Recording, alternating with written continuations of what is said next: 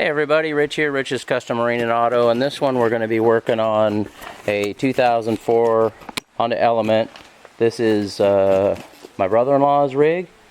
The issue this is having is it's had a P2422 code, which is the Evap vent valve stuck closed. So a few different things could cause that problem. One is actually the solenoid not working.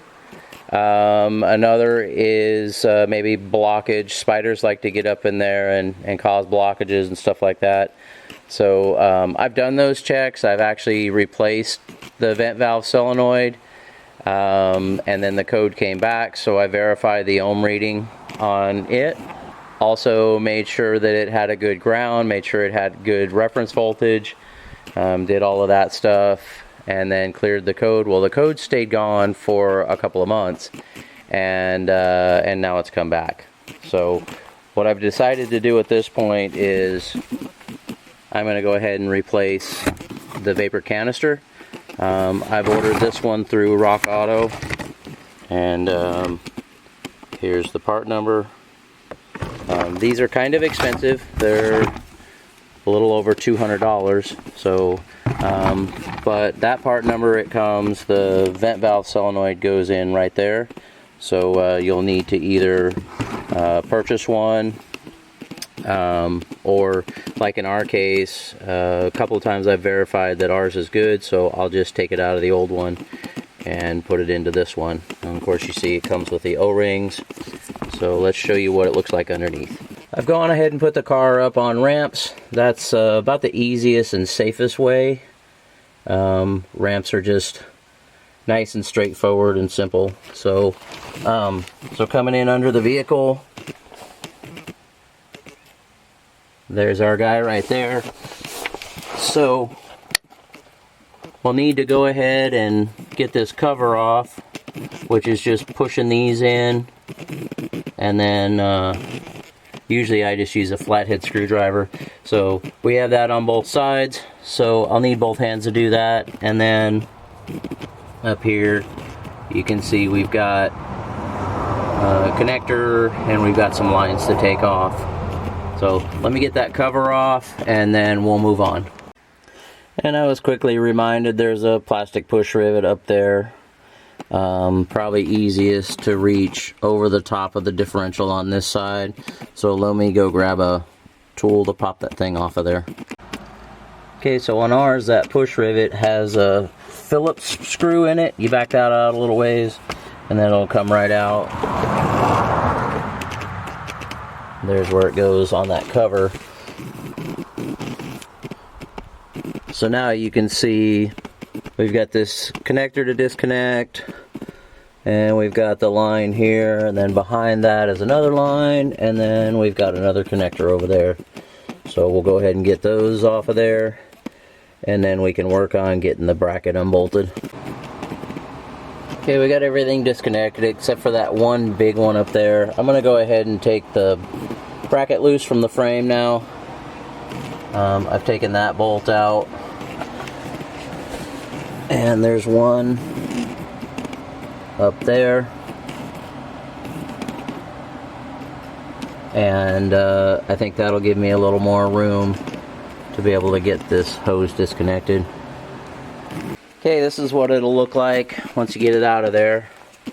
The last thing that was holding me up was on the back of this sensor. There's a small line slides on there. You can just take like a trim tool or something and push that thing off of there. But you also need to get the wire harness.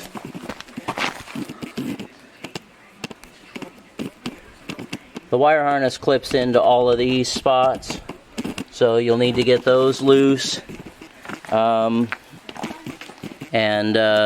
Those you can just use a little trim tool for. This line right here, you just squeeze these. So what I did is rotate it first, kind of heard the O-ring kind of pop, and then squeeze this, and then you can push it off. And then once I did get this thing unbolted and drop down, I could reach my hand up from this side and get there's 2 tabs you push in here. I did the same thing, rotate that, push the 2 tabs in, and then you can you got room to wiggle it and it'll finally come off.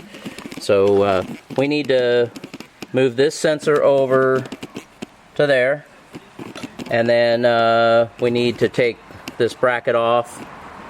By the way, the 3 bolts that hold this bracket to the frame, those are all 10mm headed bolts.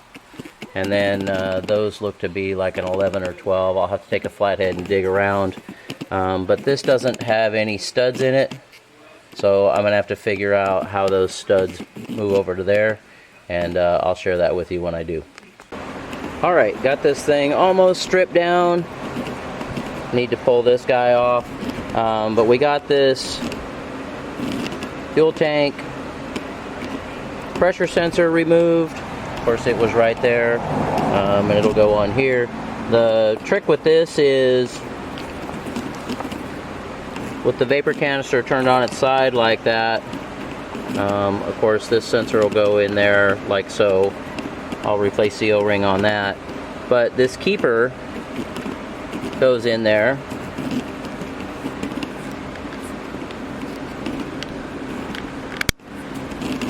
And it snaps in like that. Well, if you can get in there, so I used a little 90-degree pick like that, but if you can get in there and just kind of pull these ears out, you can also try and work that thing out by putting the pick in there like I have right there, and kind of just work that side out a little bit, then work the other side out. It doesn't work right now because it actually pushes against the base of this sensor, but you can also, like I said, you can get in from the side, and now with this video you know what it looks like, to be able to pop that thing off of there, and it'll come out. So as far as the bolts, figuring out how they cross over, that's what they look like. So that's an easy deal.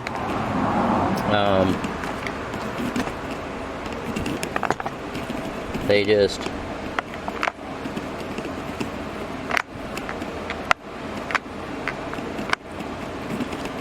just drop down inside of there like that.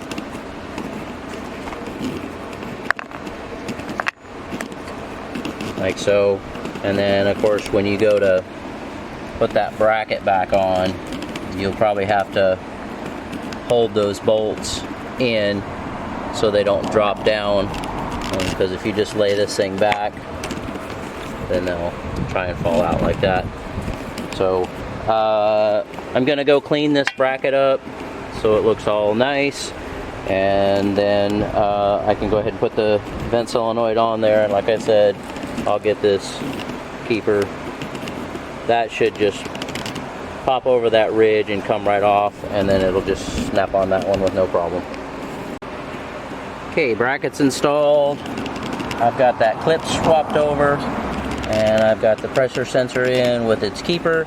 Next thing we're going to do is get this solenoid out of here, and that's pretty easy. It's just these. There's 2 on top and 2 on the bottom. Just pry those up real carefully, and then that thing will come out of there. Alright, this thing's all ready to go. Got that solenoid snapped in there, and we're ready to put this thing back up underneath there. Hook up all our lines and everything, and we'll clear the code, and we'll go do 3 start and shut off cycles with the ignition, and make sure that the code doesn't come back. And while we've got the charcoal canister out, we're going to go ahead and pull this guy out. It's got 4 little tabs on it, but that's a common spot for spider nests. So we've got easy access to it right now, so let's go ahead and pop that thing out of there. Those lines should just pull right off, and we'll have a look and see if it's got any spider nests inside of it. And you've actually got to pop this thing off of the bracket, so get you a trim tool in there and just kind of pop that thing off of there. It is absolutely nasty in there, so first thing I'm going to do is work on pushing these tabs in to get this, I'll call it an extension piece off of there, and then I'm going to get that thing all cleaned out. Some guys are finding the spider nest in there like I was talking about, and it's actually clear in there, P2422, so I'm glad we took a look at this, because this thing it's pretty dirty. Alright, when you go to take this thing apart, this is what comes out of there. You'll want to take a flathead screwdriver, a good size one. This is what I used, and because these tabs right here are what will show through those windows, and you want to push in and then kind of push back like that. And when you get the two done, you can turn it over and do the two on the other side. And then what I did is you can reach down inside of there, it'll kind of pooch these inward, and you can grab a hold of it with needle nose, pull a little on one side, pull a little on the other, and then it'll finally come out of there. Now, this had a bunch of crud in it there, and a bunch of crud in it there. I used just totally awesome cleaner from Dollar General.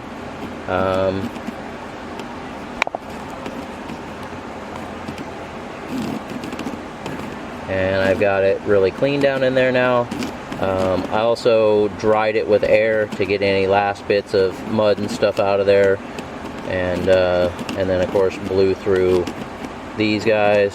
You can see through there, and then so now it's just a matter of putting this thing in there, snap it back into place, and then popping it back up where it goes, getting those lines put back on it. Then we can put that vapor canister back in there. And there is a correct way, so you can see where those tabs are wide and they're narrow on this side, so you want to make sure you get that thing in there the right way. If you put it in there backwards, it just won't lock. Just pull it back out and flip it around. What I did, I was having a hard time getting them to lock, so I just took the back side of a pair of pliers, a handle on a pair of pliers, and put it on that plastic ledge, and then just gently pushed, and it snapped into place, and then I did the other side.